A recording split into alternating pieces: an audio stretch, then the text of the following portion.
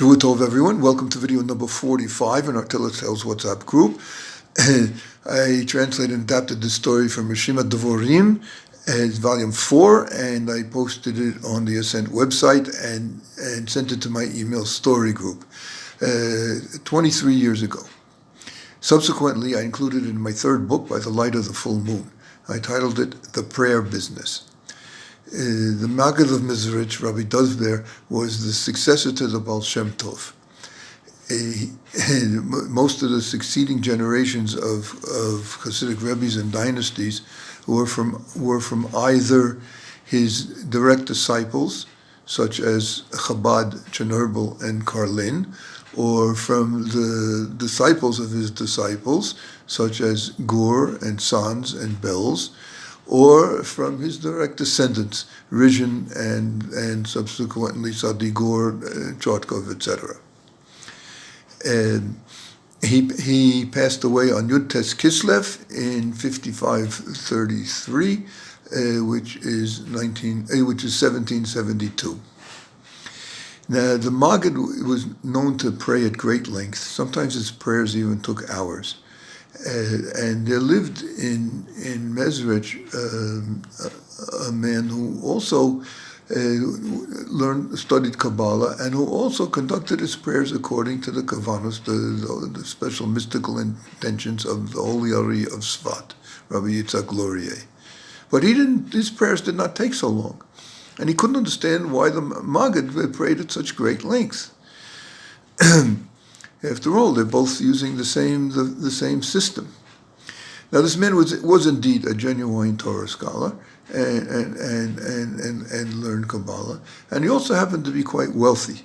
And once a year he would travel to the grand fair in Leipzig, and he would invest a very large amount of his capital, a huge sum, in buying merchandise, and upon his return he would sell it. And from the profits of this endeavor, so he would be able to live for the year, and was able to spend most of the years learning Torah, concentrating on learning Torah. So he decided that the next fair in Leipzig, when he attends, on the way back he'll stop and visit the Maggid.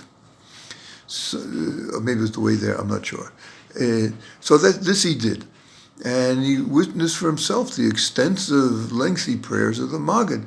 So he requested to ask him, and said, I also have studied the Kavanas of the Rizal, and I think I understand them correctly, and I also pray according to the Kavanas of the Rizal, but my prayers don't take so long.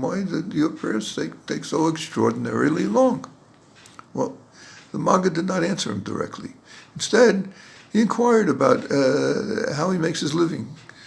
And the man told him that he happens to be quite wealthy, so it's enough for him to invest a significant amount of capital in the fair in Leipzig and buy merchandise there. And from the sales of his merchandise, when he returns, he's able to make enough profit in order to live for the year. So the Maggid said, well, how do you know you've made a profit? The man said, that's simple. He was wondering why the Maggid was so interested in how he conducted his business. I write down in my ledger the amount of capital I invested, and I write in my ledger the amount of my travel expenditures, and these two sums I subtract from the money I made in the sales, and that's my profit.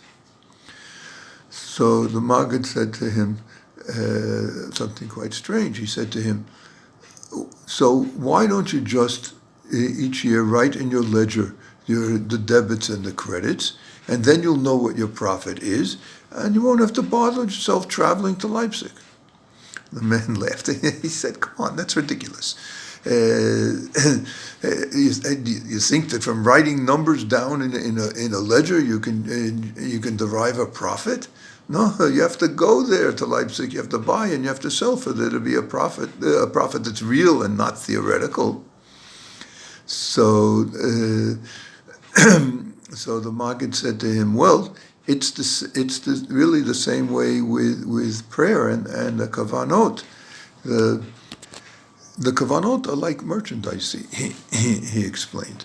If they're not firmly fixed in your mind and your heart, that's as the same as writing numbers on a piece of paper for a profit. But when you're not really there, when you didn't do the business work. On the other hand, if you are firmly attached there, so then you can indeed you acquire some excellent merchandise and acquire a very tidy profit from the kavanot. But for that, concluded the Maggid to his astonished visitor, it requires a genuine investment and time in prayer.